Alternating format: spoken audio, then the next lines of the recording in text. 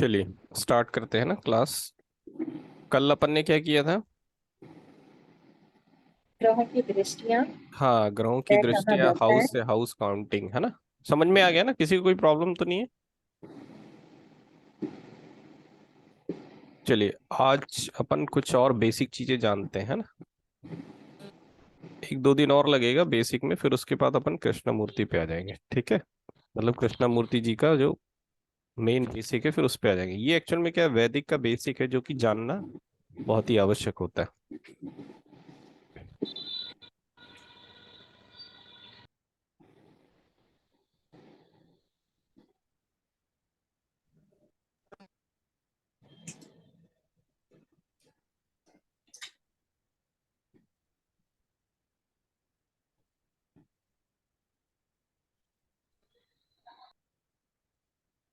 ये स्क्रीन दिख रहा है मेरा?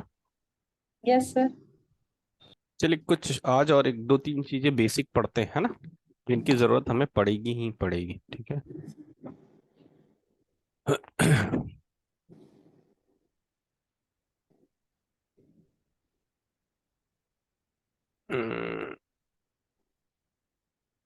सूर्य, चंद्र, जय श्री मंगल। राम सर। जय श्री राम। सूर्य, चंद्र, मंगल, बुध। सूर्य, चंद्र, मंगल, बुध, गुरु, शुक्र, शनि। ठीक है, ये प्लैनेट्स हैं।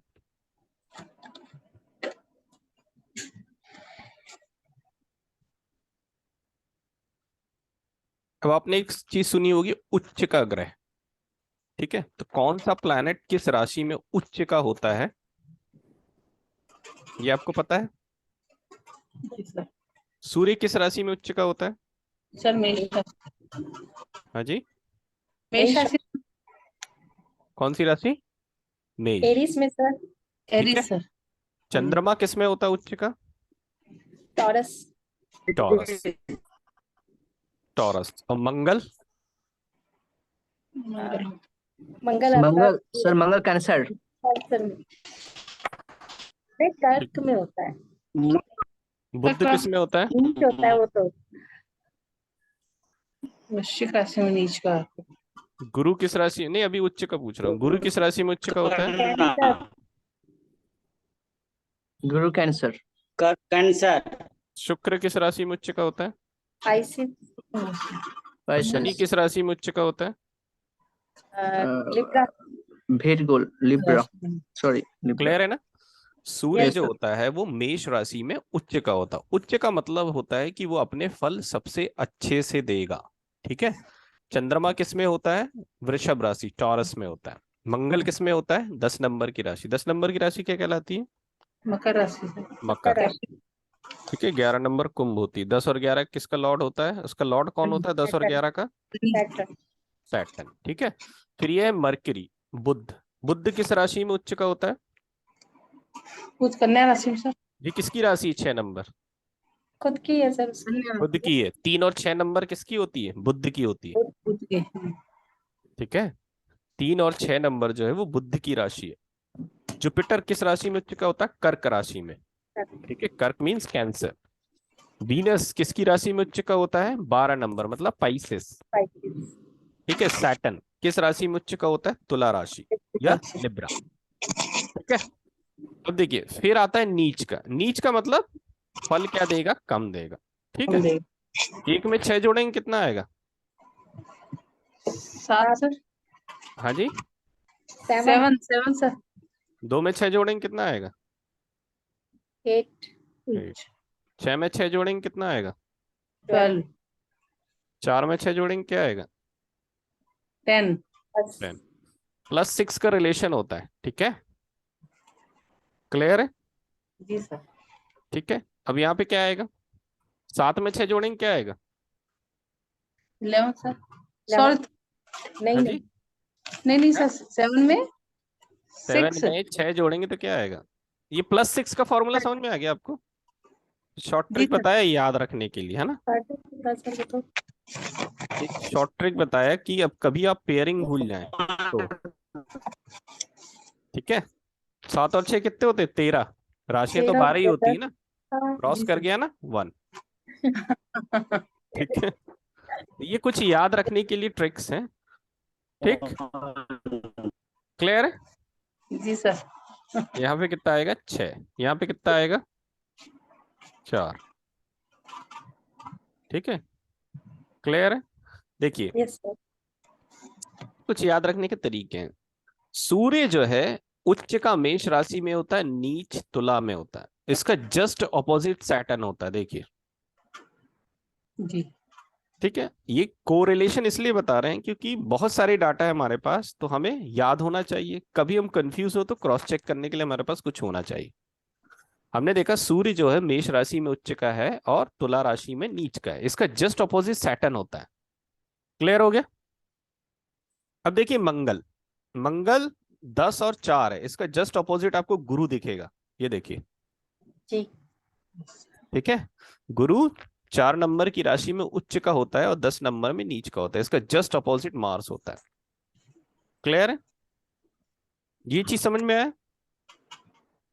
ये और ये, ठीक है, और मार्स और ये, और कहीं कोई रिलेशन दिख रहा है क्या? जी सर। बुध और शुक्र का सर। क्या? बुध और Venus शुक्र। Mercury वीनस और मरकुरी सर, मरकुरी है ना। हाँ, ये भी अपोजिट होते हैं, दिख रहा है? जी सर। अब कुछ बचा है क्या? हम्म, नहीं बचा, चंद्रमा अकेला है बेचारा। ठीक है, तो जो भी डाटा याद रखें उसको कुछ ना कुछ को रिलेट करके ही ध्यान रखें, कभी कोई कंफ्यूजन हो तो आपको ध्यान आ जाए। जैसे हमने देखा कि सूर्य 1 नंबर की राशि में बैठा तो हम समझ जाएंगे उच्च का है। ठीक है, 7 नंबर की राशि में बैठा है तो समझ जाना नीच का है। इसका जस्ट अपोजिट सैटर्न होता है, सैटर्न यदि 1 नंबर में बैठा है तो नीच का है, और 7 नंबर में बैठा है तो वो उच्च का है। ठीक है, क्लियर है ये चीज? इसमें कोई डाउट? ये टेबल में भेज दूंगा आपको, है ना, व्हाट्सएप पे, अभी क्लास के बाद डाल दूंगा, उसको याद कर लेना। ये कुछ बेसिक चीजें जो हमें पता ही होना चाहिए। ठीक है, एक चीज और होती है, मूल त्रिकोण राशि कहते हैं। मूल त्रिकोण राशि, मूल त्रिकोण राशि, मूल त्रिकोण राशि को यदि हम जनरल लैंग्वेज में समझना चाहें तो पूरा बॉक्स ऐसी रखा है फेवरेट राशि जो प्लैनेट को पसंद है। समझ में आ गई डेफिनेशन? ऐसी फेवरेट राशि जो प्लैनेट को पसंद है वो कहलाती मूल त्रिकोण राशि। सूर्य की क्या होती है? 5 नंबर। 5 नंबर किसकी राशि है? उसके स्वयं स्वयं की सूर्य की राशि है, लियो है ना, सिंह राशि। तो सूर्य को अपनी मूल त्रिकोण राशि कौन सी पसंद है? खुद की। चंद्रमा को भी कौन सी पसंद है? खुद की। स्वयं की ठीक है, क्योंकि इन दोनों के पास कोई ऑप्शन है क्या, बताइए? सूर्य और चंद्रमा के पास राशि का कोई ऑप्शन है? नहीं नहीं है, सर। क्योंकि एक सूर्य की राशि 5 है और चंद्रमा की राशि 4 है। अब आता है मंगल, मंगल के पास 2 राशियां होती, कौन कौन सी? मेष 1 and एंड 8। ठीक है, ठीक है याद सर। आया? 9, 8 और 1 9। मंगल के पास 2 ऑप्शन है कि उसको 1 नंबर की राशि का भी लॉर्ड है, वो 8 नंबर की भी राशि का लॉर्ड है। ठीक है, तो उसको पसंदीदा राशि कौन सी उसकी? 1 नंबर, एक नंबर मूल त्रिकोण राशि। ठीक है, बुध की कौन कौन सी राशियां होती हैं? 6 सिक्स और और सॉरी। है 3 और 6 हाँ 3 और 6 सर। 3 और 6। 6। तो इसमें से उसकी फेवरेट कौन सी है? 6 नंबर। 3 जुपिटर की कौन सी होती है? 9 और 12। नंबर मैंने शुरू में ही कहा था हर चीज को नंबर्स में याद रखना है। क्लियर है?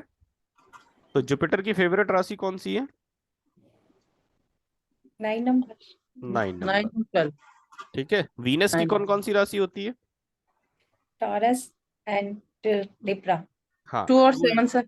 2 2 और और 7 है ना। तो वीनस की फेवरेट राशि या मूल त्रिकोण राशि कौन सी? ये। 7 जब ये इस राशियों में बैठते हैं तो बहुत अच्छा फल देते हैं, फेवरेट राशि।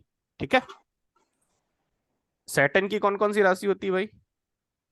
10 और 11 हाँ जी, 10 10 11 10 और 11। तो इसकी फेवरेट राशि कौन सी? 10। 10 तो इन फेवरेट राशि को ही कहते हैं मूल त्रिकोण राशि। मतलब जब ये प्लैनेट इन राशियों में बैठेंगे तो रिजल्ट कैसे देंगे? अच्छे देंगे। एक लाइन में समझ में आ गया? वो इतना ही सोचना है, इससे ज्यादा नहीं सोचना अपन को। ठीक है, उसकी साइंटिफिक डेफिनेशन नहीं ढूंढना कि मूल त्रिकोण राशि किसे कही जाती है। मूल त्रिकोण राशि का मतलब है प्लैनेट की फेवरेट राशि। तो सूर्य चंद्रमा के पास कोई ऑप्शन नहीं है, सूर्य अपनी राशि को पसंद करता है, चंद्रमा भी अपनी राशि को पसंद करता है। लेकिन मंगल के पास हमने देखा कि ऑप्शन है, मंगल के पास ऑप्शन है, मंगल के पास दो राशियां 1 और 8, तो वो 1 नंबर को पसंद करता है। फिर हमने देखा बुध, बुध के पास भी ऑप्शन है 3 और 6, तो वो 6 को पसंद करता है। Jupiter 9, Venus 7, Saturn 10। क्लियर है ये चीज? ठीक है। जी सर।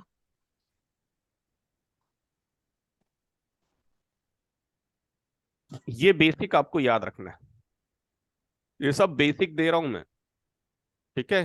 किसी भी एस्ट्रोलॉजी की आप ब्रांच को पढ़ें, ये सब आपको पता ही होना चाहिए। जैसे पढ़ाई की बेसिक क्या होती है, ABCD, पहाड़ा, गिनती, क ख ग, है ना, वैसी एस्ट्रोलॉजी की बेसिक है। और मैं ये जान के पढ़ा रहा हूँ आपको कि आपको कुछ नहीं आता, ठीक है। भलाई आपको आता हो तो रिवाइज हो जाएगा, कोई दिक्कत नहीं। इसमें कोई डाउट, किसी को कोई क्वेश्चन? सर नहीं, मुझे कुछ भी नहीं आता, मैं जो सीख रही हूँ आप ही से सीख रही हूँ सारा बेसिक। हाँ, नहीं वो क्या होता है ना, अलग अलग प्रकार के स्टूडेंट होते हैं, इसीलिए मैं जब पढ़ाता हूँ तो सोचता हूँ कि देखिए 100% नहीं है बेसिक, लेकिन ये वो बेसिक है जो जिससे आपको गुजरना पड़ेगा। समझ गए?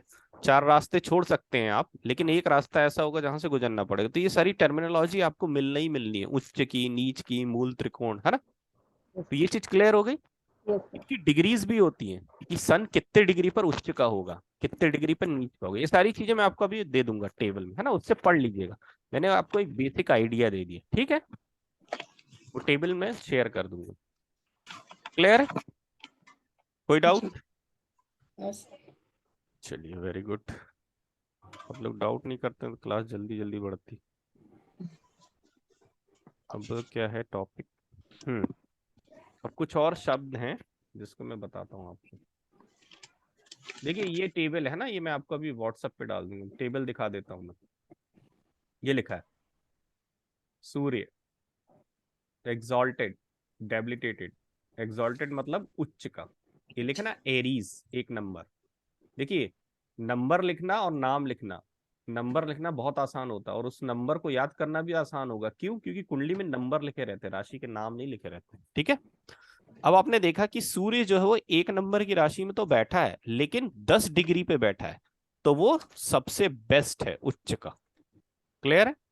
तो ये इसकी टेबल है, इसको आप पढ़ लीजिएगा। एक चीज और मैंने नहीं बताई आपको, यहीं पे इसी टेबल में बता देता हूँ।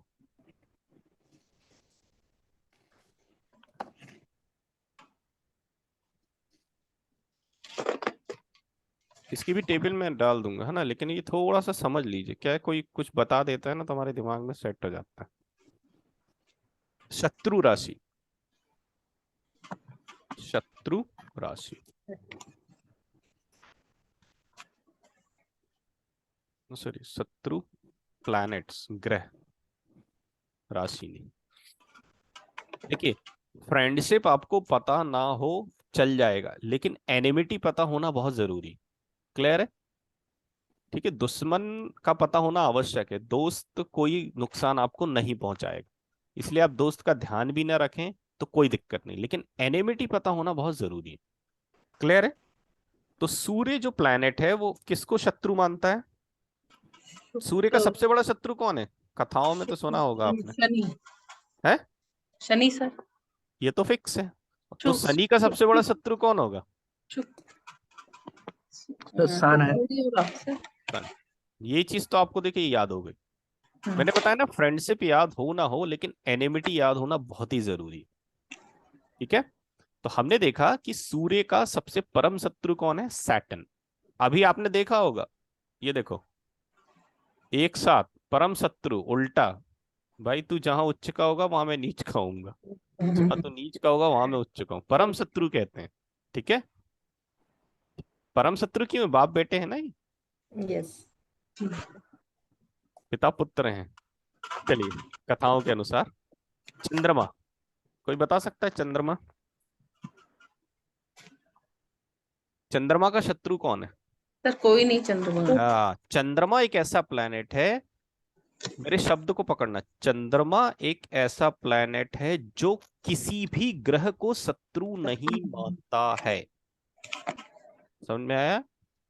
चंद्रमा एक ऐसा प्लैनेट है जो किसी दूसरे प्लैनेट को शत्रु नहीं मानता, इसलिए चंद्रमा का कोई शत्रु नहीं, चंद्रमा का कोई शत्रु नहीं। क्लियर है? वो अपने आप किसी को शत्रु ही नहीं मानता। ठीक है, लेकिन जब आप बुद्ध के सामने आएंगे, ये बुद्ध दिख रहा है आपको, बुद्ध का एकमात्र शत्रु जो है वो चंद्रमा है।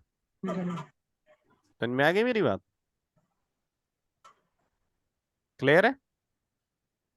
बुद्ध का एकमात्र शत्रु कौन है? चंद्रमा। अच्छा, ये सन मैंने कंप्लीट नहीं किया था, इसका एक और शत्रु है शुक्र। सूर्य का एक और प्लैनेट जो शत्रु है वो है शुक्र। ठीक है, चलिए, चंद्रमा बता रहा था मैं। चंद्रमा किसी ग्रह को अपना शत्रु नहीं मानता है, लेकिन चंद्रमा को कौन शत्रु मानता है? बुद्ध। बुध, बुद्ध जो है वो चंद्रमा को अपना क्या मानता है? शत्रु। क्लियर है? अब ये कौन सा प्लैनेट है? मंगल। ये कौन सा है? मंगल। मंगल के बाद कौन सा दिन आता है? मंगल के बाद कौन सा दिन आता है? बुध, तो इसका शत्रु कौन है? बुद्ध। ये याद कर लीजिए, मंगल का शत्रु कौन है? बुद्ध। क्लियर है? ये इतने हो गए। अब आइए जुपिटर, गुरु। गुरु का शत्रु कौन है भाई? गुरु का शत्रु गुरु है। शुक्र क्या है? असुरों का गुरु है ना। ठीक है, और दूसरा प्लैनेट बुध। ठीक है, गुरु के दो शत्रु हैं, शुक्र और बुध। क्लियर है? और शुक्र के दो शत्रु हैं, सूर्य और चंद्र। सूर्य और चंद्र। ठीक है, सैटर्न के सूर्य, चंद्र, मंगल, तीन शत्रु हैं। तो आपको फ्रेंडशिप याद हो ना हो, एनिमिटी याद रहना बहुत जरूरी। क्यों? क्योंकि इनका इम्पैक्ट उनके फलों पर आता है। क्लियर है? इसका इम्पैक्ट कहां पर आएगा? फल पे आएगा। ठीक है, तो बुध और चंद्रमा को आप याद कर सकते हैं। चंद्रमा किसी को शत्रु नहीं मानता, लेकिन चंद्रमा को कौन शत्रु मानता है? बुध, है ना। मंगल को याद करने का तरीका आसान है, मंगल के बाद बुध आता है, मंगल का शत्रु बुध है। क्लियर है? जुपिटर क्या है? गुरु है, वो दूसरे गुरु को शत्रु मानता है, शुक्र। दूसरा प्लैनेट कौन है? बुध। ठीक है, वीनस, शुक्र किसको शत्रु मानता है? सन एंड मून को। ठीक है, सूर्य और चंद्र, सूर्य चंद्र मंगल। क्लियर है ये चीज? ये बेसिक टेबल है, इसको याद रखना आपको बहुत ही आवश्यक है, क्योंकि प्रोडक्शन में जब भी आप कोई चीज पढ़ेंगे, बुक पढ़ेंगे, वीडियो देखेंगे किसी दूसरे का, ये सारी चीजें आपके समक्ष आएंगी ही आएंगी। क्लियर है? चलिए, नेक्स्ट टॉपिक है अपना, ये अभी मैं शब्दावली सिखा रहा हूँ, टर्मिनोलॉजी, है ना, ताकि जब मैं बताऊं, ये सब नाम सुने आपने? केंद्र, त्रिकोण, मारक, त्रिक भाव, उपचया भाव, त्रिषडाया भाव, सुना है कभी? सुना होगा लेकिन बोल नहीं रहे, क्यों? जी सर सुना है। हाँ, एक सेकेंड।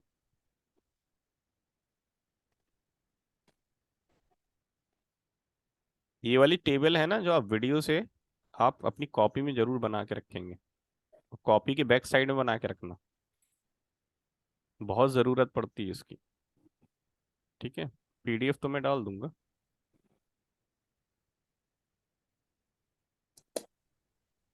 चलिए,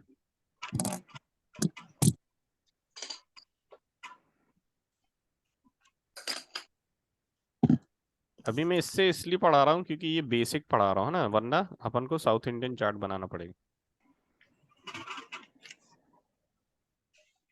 देखिए, पहला बिंदु क्या लिखा? केंद्र। दूसरा लिखा है त्रिकोण। ठीक है, देखिए क्या होता है।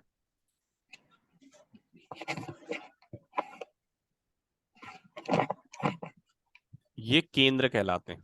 क्या कहलाते हैं? ये क्या है? केंद्र। समझ में आ गया? ये कौन सा हाउस है? फर्स्ट हाउस, ये कौन सा हाउस है? फोर्थ, ये कौन सा हाउस है? सेवन, ये कौन सा हाउस है? Tenth house. ये केंद्र है। याद करने का तरीका क्या है? केंद्र हमेशा सेंटर में होता है, ये सेंटर हो गया।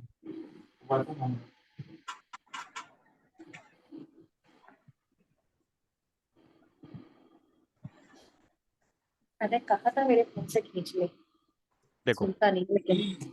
अब त्रिकोण, हम्म। त्रिकोण आपने देखा है कैसा होता है? ऐसा होता है ना, इसको त्रिकोण कहते हैं।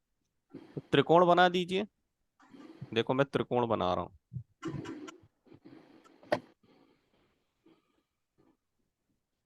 ये बन गया त्रिकोण। मतलब कौन कौन से हाउस त्रिकोण होते हैं? H1, 5th हाउस और 9th हाउस। मतलब first house, 5th house, 9th house, इन्हें कहते हैं त्रिकोण। क्या कहते हैं?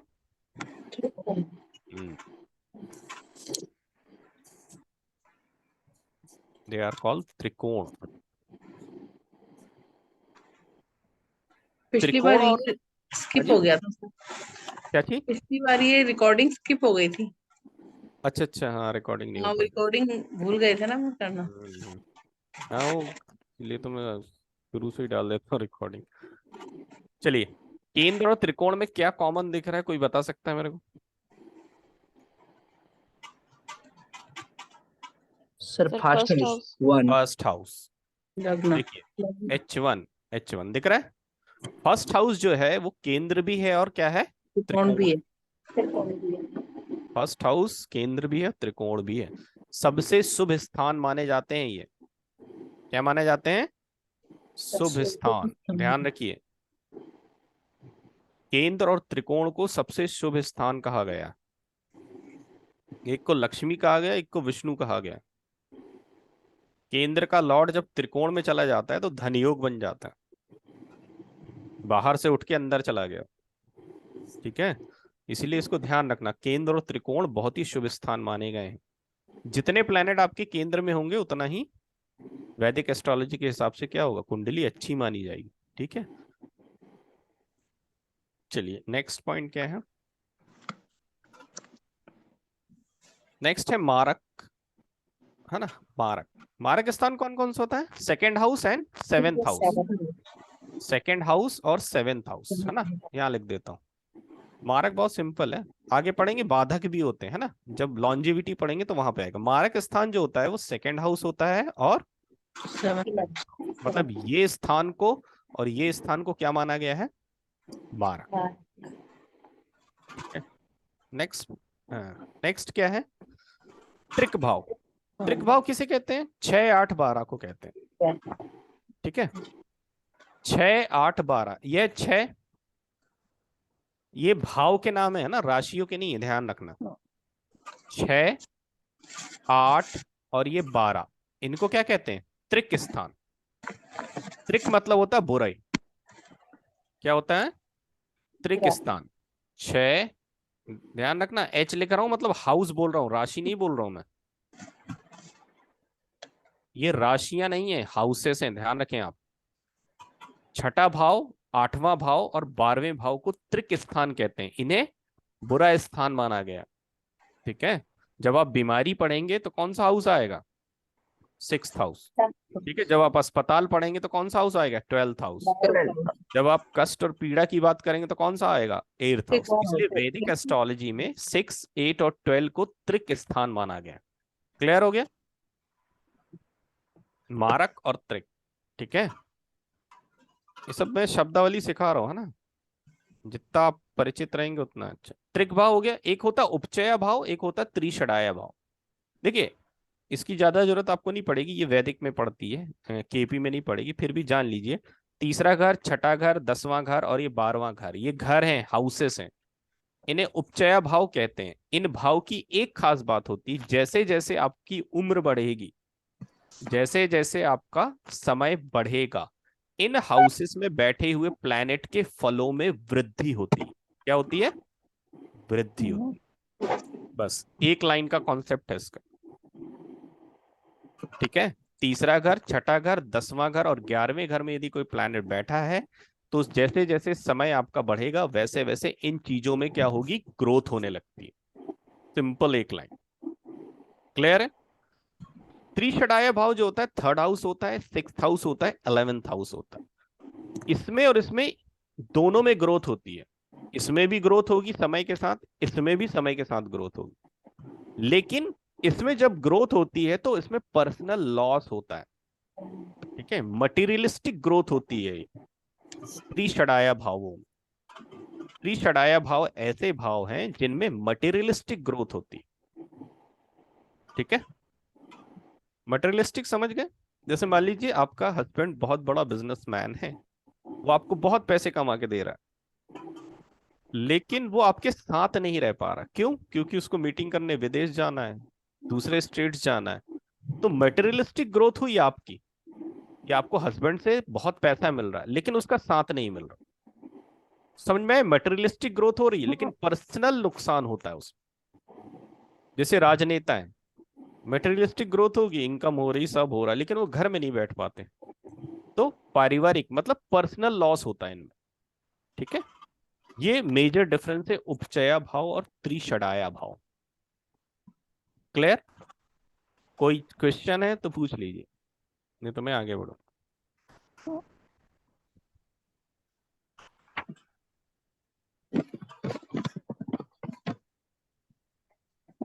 बताइए, एनी डाउट, एनी क्वेश्चन? नहीं सर। कुछ पूछना है किसी को? No sir. No sir. चलिए, ठीक है, तो ये बेसिक समझ में आ गया आपको। जी सर। मारक स्थान क्या होता है? 2 और 7। 2 and और 7। 7 होता है। ठीक है, त्रिक भाव किसे कहते हैं? 6 and 6 8 मतलब 12। जब कृष्णामूर्ति 6, 8, पढ़ेंगे 12। आप, 6 नंबर 8 नंबर 12 नंबर आते हैं तो टेंशन की बात हो जाती है, खास करके 8 और 12। लेकिन कृष्णामूर्ति पद्धति में किसी भी हाउस को, किसी भी प्लेनेट को ना तो अच्छा कहा गया है ना ही बुरा कहा गया है। उसमें यह कहा गया है कि वो आपके लिए कैसा है। जैसे एक व्यक्ति है, मर्डरर है, बाहर तो मर्डर कर रहा है लेकिन घर में आ रहा है तो पैसे दे रहा है, परिवार का पालन पोषण कर रहा है, सब कर रहा है, वो सारी सुविधाएं प्रोवाइड करा रहा है, और उसके घर वाले उसको एक्सेप्ट करके भी रखे, तो वो परिवार वालों के लिए अच्छा हो गया। तो वैसे ही कोई भी प्लैनेट या कोई भी हाउस ना तो बुरा होता है ना ही अच्छा होता है कृष्णमूर्ति पद्धति में। ठीक है, वैदिक एस्ट्रोलॉजी में कॉन्सेप्ट बदल जाता है। सर चलिए, फिर बेसिकली हमें लाइक किस इसमें हम लोग वो नहीं डिफरेंशिएट नहीं कर सकते ना कि वैदिक और केपी। नहीं मैडम, किस पद्धति का अध्ययन कर रहे हैं? जैसे आप केमिस्ट्री पढ़ रहे हैं या फिजिक्स पढ़ रहे हैं या मैथ्स पढ़ रहे हैं, तो आपका दायरा सीमित हो जाएगा, आपको उसी पैटर्न को फॉलो करना पड़ेगा। समझ रहे हैं आप? Yes sir. ठीक है, जैसे वैदिक एस्ट्रोलॉजी पढ़ रहे हैं, आप बोलेंगे यार मेरा कर्मा कैसा होगा, तो 10th हाउस देखेंगे। ओके। ठीक है, आप कृष्णमूर्ति जी कहते हैं 10th हाउस का कस्पल सब लॉर्ड देखिए। ठीक है, भृगुनंदी नाड़ी कहती है कि सैटर्न कहाँ बैठा है देखिए। मतलब तरीके बदल जाएंगे, ओके। रिजल्ट आप वहीं पहुंचे। Fine thank you. ठीक है,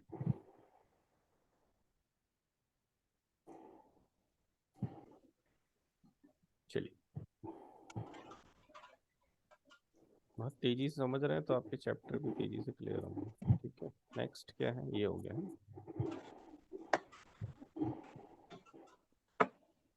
ये सब पीडीएफ में डाल दूंगा, है ना। चलिए, ये है सबसे इंपॉर्टेंट भावत भाव सिद्धांत। कृष्णमूर्ति पद्धति में इसकी बहुत अधिक आवश्यकता पड़ती है, क्योंकि हमने बताया ना हमारे लाइफ में इतने सारे इवेंट्स हैं जिसका कोई हिसाब नहीं। लेकिन प्लैनेट कितने हैं? 9। घर कितने हैं? 12। 12। राशियां कितनी हैं? 12। 12। सब चीज वहीं एडजस्ट करनी, सब चीज कहाँ एडजस्ट करनी है? वहीं पे एडजस्ट करनी है। ठीक है, इसको देखिए आप ध्यान से, ये आप है, दैट इज लग्ना। बताया था ना मैंने, लग्न जो होता है वो आप होते हैं। ठीक है, थर्ड हाउस जो होता है वो आपके छोटे भाई बहन होते हैं। क्लियर है? फोर्थ हाउस क्या होती है? आपकी मदर होती है। क्लियर है? Seventh house your life partner और एनी काइंड ऑफ पार्टनर, मतलब बिजनेस पार्टनर भी होगा। नाइन्थ हाउस क्या होता है? फादर होता है। और 11th हाउस क्या होता है? बड़े भाई बहन और मित्र, फ्रेंड। ये चीज क्लियर है? ठीक है,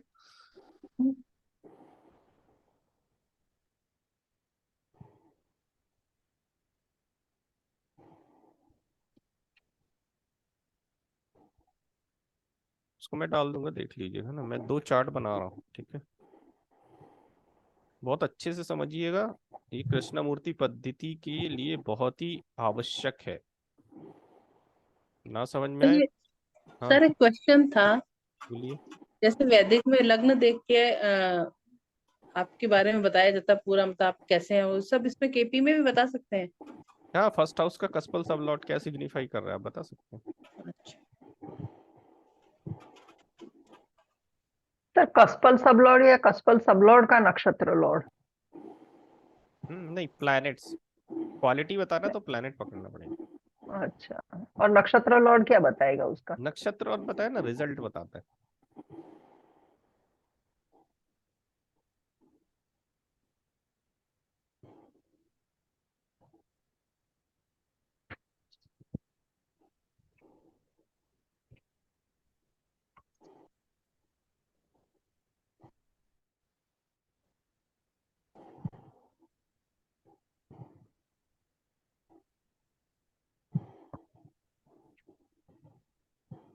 ठीक है,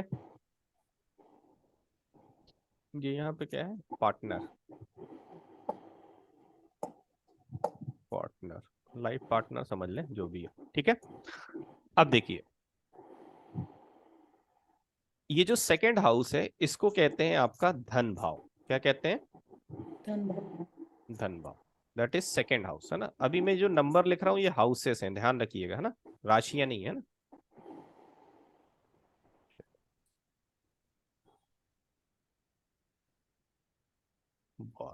क्लियर है?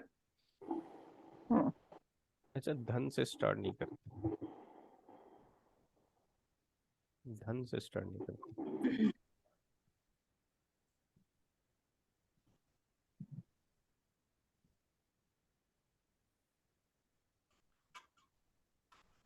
चलिए मदर से स्टार्ट करते हैं। ये आप हैं, ठीक है, ये आप हैं। हम्म, फर्स्ट, सेकंड, थर्ड, ये हाउसेस है, अभी राशियां नहीं है, ध्यान रखना ना।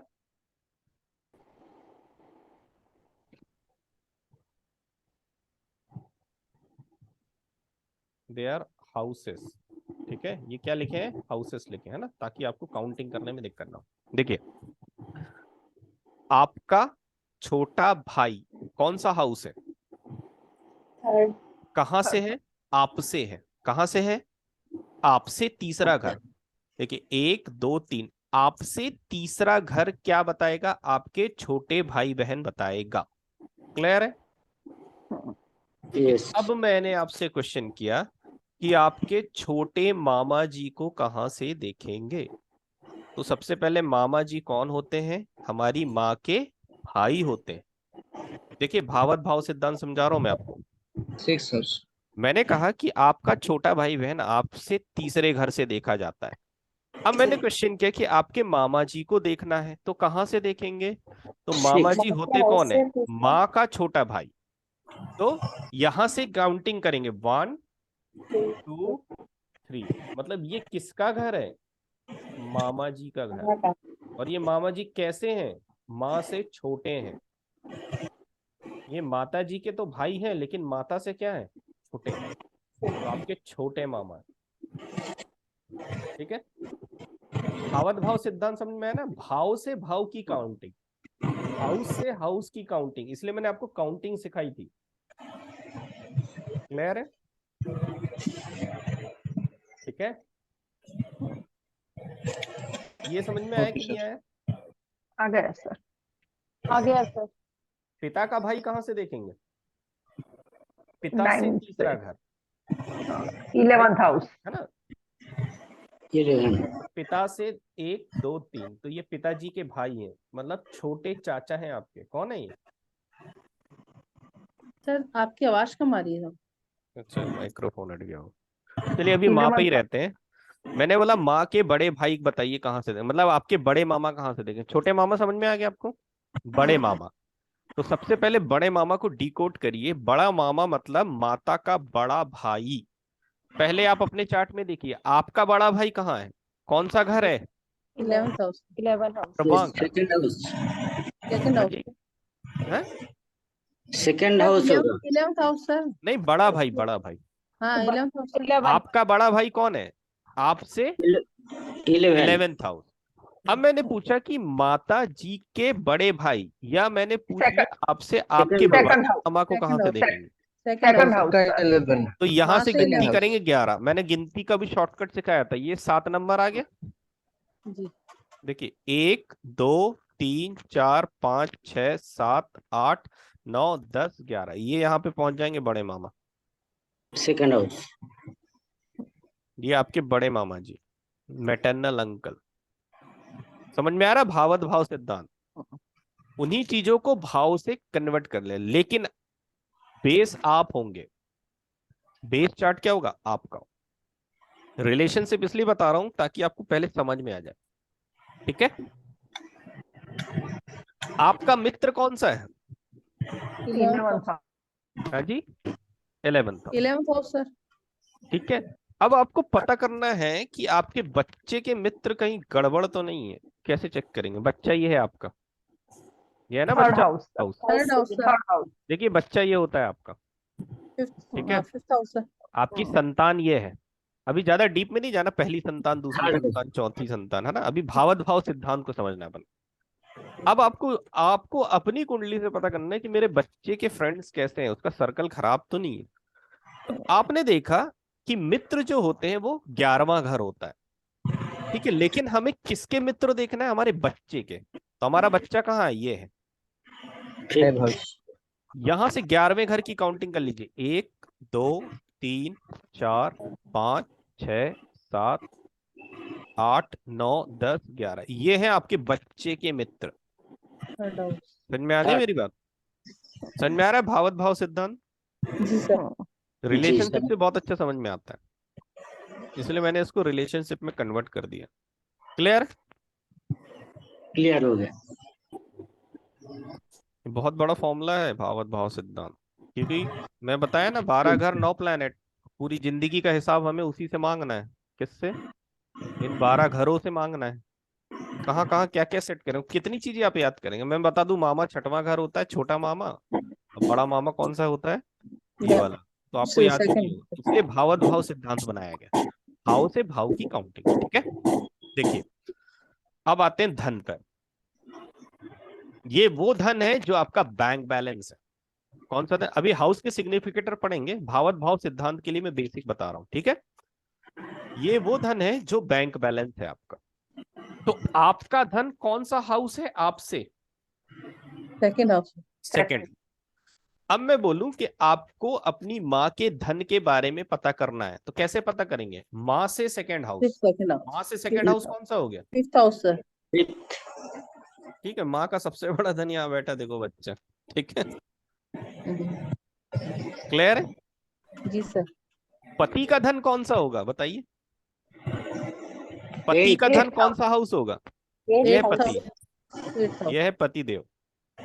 मैं बोलूं कि पति का धन का घर कौन सा है, तो आप क्या बोलेंगे? 8th house. 8th. क्योंकि पति से सेकंड घर ये है। मैंने बताया ना, ये बेस चार्ट है, ये बेस चार्ट है, ओके? इसी के आधार पे सब भावत भाव से धन है। आपका धन यदि दूसरा घर है, तो I am asking about your husband. आपके पति का भी घर क्या होगा? धन का घर कौन सा होगा? 8th house. 8th house. अब देखिए केपी का कमाल। अब आपने अपने चार्ट में देख लिया कि 8 नंबर आ रहा है। आपके चार्ट में क्या आ रहा है? 8 नंबर। तो ये सीधा बता रहा है कि पति से आपको क्या होगा? धन लाभ। धन लाभ होगा। क्यों? क्योंकि ये 8 नंबर क्या है? पति का धन है ना, और आपके चार्ट में रहा है, ठीक है? इसीलिए मैं भावत भाव सिद्धांत समझा रहा हूँ। ये भावत भाव सिद्धांत वहां पे काम आएगा जब हाउस सिग्निफिकेटर्स पे आ जाएंगे आप, ठीक है? मतलब आधे एस्ट्रोलॉजर बन जाएंगे जब। क्लियर है? पति का धन कहाँ है? 8th house. 8th house. समझ गए? क्लियर है? क्लियर? पति का धन 8th हाउस। 8th house. अब देखिए, चलिए माँ का धन हो गया, पति का धन हो गया, पिता का धन कौन सा है? 10th 10th house. क्लियर है? ये चीज क्लियर है? जी सर। अब मैं इस धन को मिटा देता हूँ। ये पूरा मिट गया। ये आपका कुटुंब है। कुटुंब, कुटुंब मतलब वो परिवार जहां आप पैदा हुए। ठीक है, ये वो परिवार है या ये वो कुटुंब है जहां आपके वंशज निवास करते हैं या आपका जन्म हुआ है। ठीक है, अब देखिए, अब धन के लिए सेकंड हाउस देख रहे थे। ठीक है, अब बताइए आपके पति के कुटुंब को देखना है तो कहां से देखेंगे? सर 8 8 घर या कुटुंब?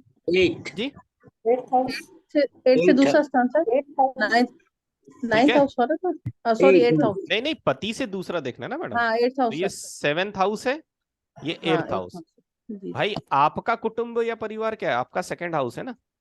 तो पति का कुटुंब या परिवार कौन सा होगा? 7th का दूसरा, मतलब 8th हाउस। क्लियर है? यही चीज समझ में आई कि नहीं आई? तो ये पति का क्या है? पति का क्या है? कुटुंब सर, कुटुंब। तो आपका क्या है? ससुराल। Very good. ससुराल। 8th house is the significator of ससुराल। समझ में आ गया? जब आप लिखेंगे तो ये चीज आएगी, मैंने अभी बता दिया। ये है भावत भाव सिद्धांत का कमाल। बहुत सारे सिग्निफिकेटर आपको ऑटोमेटिक याद हो जाते हैं, बस बेसिक चीजें याद होना चाहिए। किसी का भी ससुराल देखना है तो हमें कौन सा हाउस देखना पड़ेगा? 8th house. क्योंकि वो उसके लाइफ पार्टनर का घर है ना। इसका घर है वो, लाइफ पार्टनर का Life कुटुंब partner। है वो। क्लियर हो गया? Yes sir. भावत भाव सिद्धांत का कमाल समझ में आ रहा है? ठीक है, कॉन्सेप्ट क्लियर है? चांद लगे दीजिए ग्रीन टी। ठीक है, जी सर।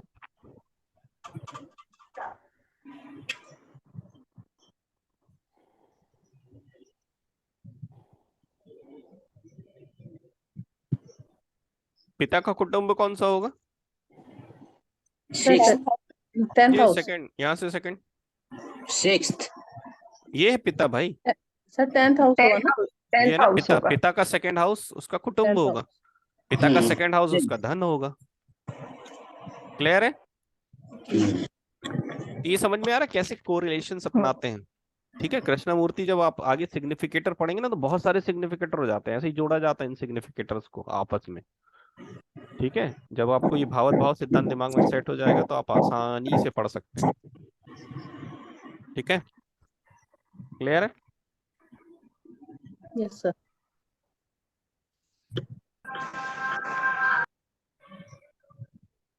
कोई क्वेश्चन? नहीं सर। समझ में आ गया ना ये भावत भाव सिद्धांत? पति के मित्र के बारे में पता करना, कहाँ से पता करेंगी? 5th हाउस से सर। 5th फिफ्थ, एक आंसर फिफ्थ आया। और कोई कुछ कहना चाहता है? अपने पति देव के मित्र के बारे में पता करना है, कैसे पता करें? 5th हाँ जी, 5th house, सबका आंसर फिफ्थ है, चेक करें। सर 5th यहाँ से 11वां घर होना चाहिए। 1 2 3 4 5 सर 5th 6 हाउस।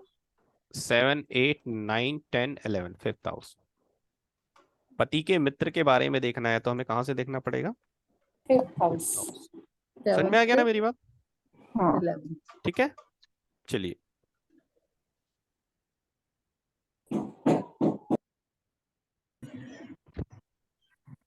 चलिए, ये होता है आपका खर्च या व्यय, है ना। एक्सपेंडिचर कहते हैं इसको। एक्सपेंडिचर क्या कहलाता है? 12th house. ठीक है, या खर्च। खर्चा, तो ये आपका, आपसे कौन सा घर है? 12वां घर। 12th।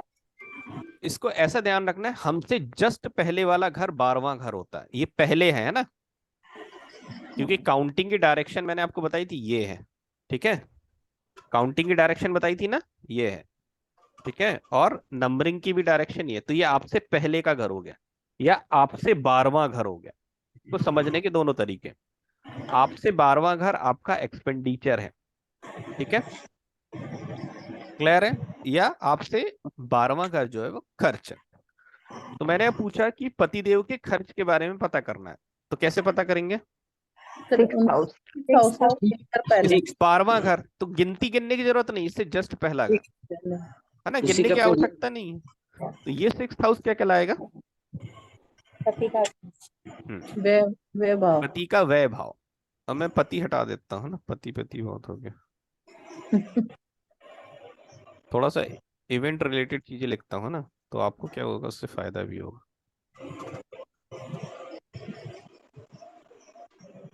इसको ध्यान रखिएगा, बेस है।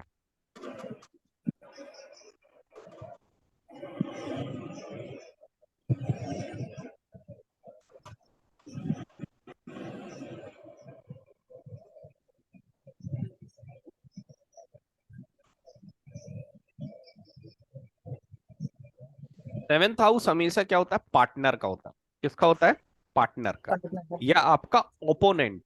कोई भी प्रकार का ओपोनेंट हो उसको कहते हैं सेवेंथ हाउस।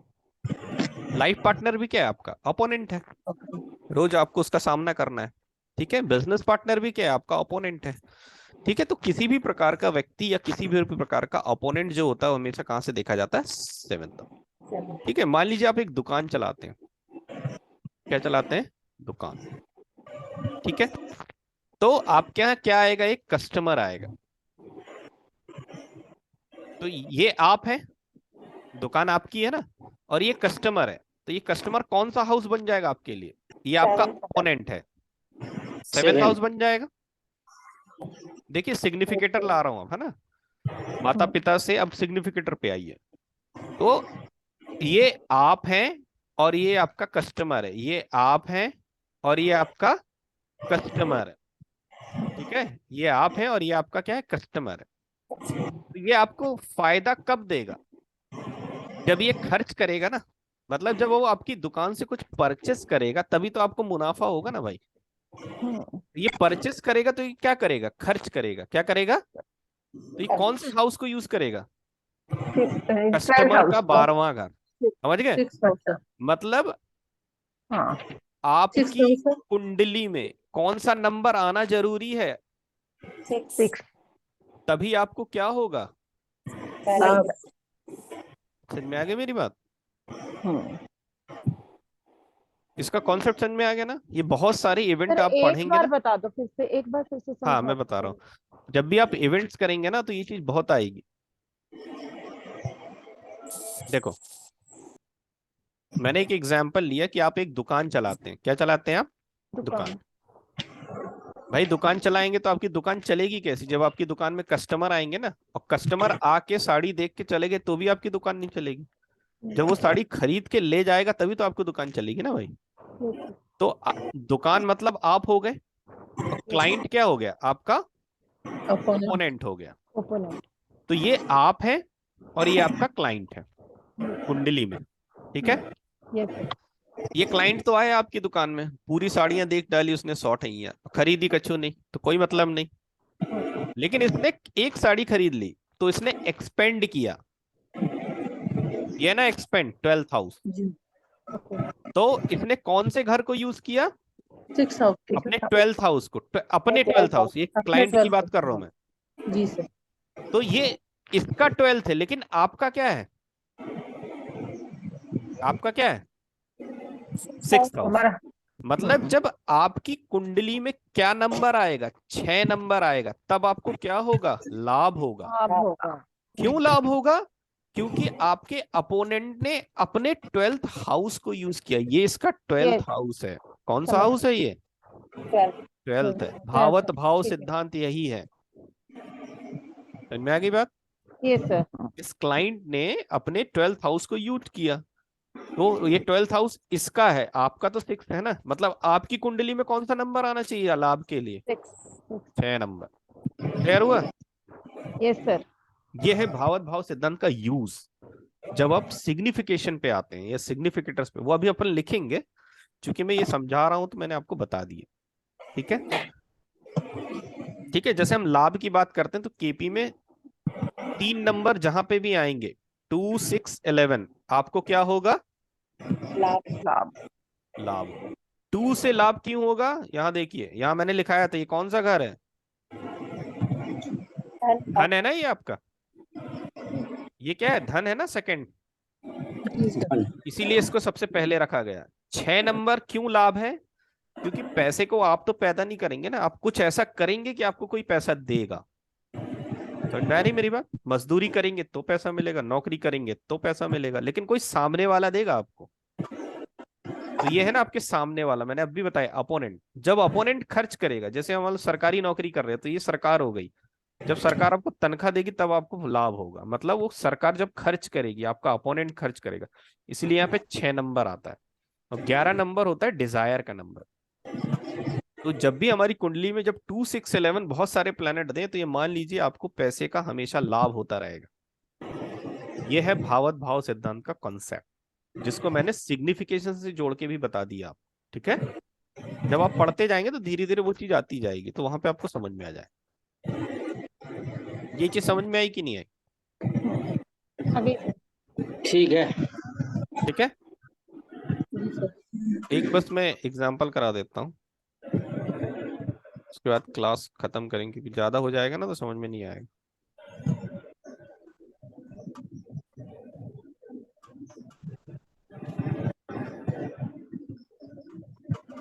ये मान लीजिए मैंने आपका चार्ट बनाया,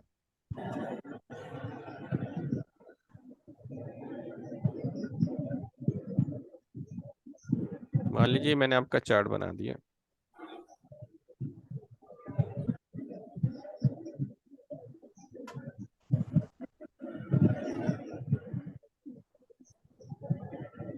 ठीक है, अब आपको अपने चार्ट से पता करना है, आपको अपने चार्ट से पता करना है कि मेरे पिताजी को लाभ होगा कि नहीं। पिताजी का चार्ट आपके पास नहीं है, पिताजी बहुत पुराने हमारे, उस समय चार्ट नहीं बनता था। तो भावत भाव सिद्धांत एक ऐसा कॉन्सेप्ट है कि नेटल के चार्ट से उसके सगे संबंधियों की जानकारी भी निकाली जा सकती है। ठीक है, अब मैंने कहा कि आपको अपने पिता के बारे में पता करना है, पिता के धन के बारे में या लाभ के बारे में। ठीक है, तो ये है आपके पिताजी, यहां लिख देता हूं F। ठीक है, अब आपको यही नंबर चाहिए, कौन से नंबर चाहिए? 2, 6, 11। तो पिताजी का 2 कौन सा है? 10th house. 10 हाउस। हाँ जी, 10th house sir. 10 house. 10th house. पिताजी का 6 क्या है? 1, 2, 3, 4, 5, 6 कौन सा हाउस है? Second house sir. हाँ, फिर पिताजी का 11th कौन सा होगा? 7th house. देखिए ये यहां से सीधे पहुंच जाइए, 7, 8, 9, 10, 11, ये कौन सा हाउस है? Six house sir. ये 7th हाउस हुआ ना सर, 7th है। पिताजी का लाभ तो 7th हुआ। तो जब आपकी कुंडली में क्या नंबर आएंगे 10 to 7, तब आप बता सकते हैं कि मुझे पिताजी, मेरे पिताजी को क्या होगा? लाभ होगा। भावत भाव सिद्धांत समझ में आया? नंबर, बेसिक नंबर ये है 2, 6, 11। भावत भाव सिद्धांत से पिताजी के लिए ये नंबर कन्वर्ट हो गए 10 to 7 में। क्यों कन्वर्ट हुए मैंने आपको बता दिया, क्योंकि काउंटिंग हमने यहां से नहीं करी ना, अब हमने पिताजी से काउंटिंग करना शुरू किया। क्योंकि आप अपनी कुंडली में देख रहे हैं, जब पिताजी की कुंडली में देखेंगे तो आपको कौन से नंबर देखना पड़ेगा? 9। 2, 6, 11 नहीं, जब आप पिताजी की कुंडली से लाभ देखेंगे, मान लीजिए आपके पास पिताजी का चार्ट है और उनका लाभ देखना है, तो आप 2, 6, 11 देख लेंगे। लेकिन अभी आप अपने चार्ट से देख रहे हैं, तो वही भावत भाव सिद्धांत आ जाएगा। देखना आपको 2nd हाउस है, 6th हाउस है, 11th हाउस, लेकिन कहां से देखना है? यहां से देखना है। ठीक है, तो हमने देखा 2nd हाउस ये है, तो 2nd हाउस ये है, लेकिन ये है कौन सा हाउस? ठीक है, 10th हाउस। फिर हमको गिनना है 6, 1, 2, 3, 4, 5, 6, ये कौन सा हाउस है? Second house. फिर हमको गिनना 7, 8, 9, 10, 11, ये कौन सा हाउस है? 7। तो हमारे पिताजी के लिए नंबर बन जाएंगे 10 to 7। तो भावत भाव सिद्धांत से नंबर्स को भी याद करना आसान होता है। क्यों? क्योंकि आप कितने नंबर याद करेंगे। ठीक है, इसीलिए ये भावत भाव सिद्धांत बहुत इंपॉर्टेंट है। बेसिक्स पढ़ाने के बाद ही मैं इसको बताता हूँ। ठीक है, क्योंकि वो सारी चीजें आ गई ना, अभी मैंने सिखाया था आपको ग्रहों से ग्रहों की काउंटिंग, घर से घर की काउंटिंग, प्लैनेट से प्लैनेट की काउंटिंग, ये चीजें बताई थी ना मैंने, इसीलिए बताई थी। क्लियर हुआ? हाँ सर। हाँ सर।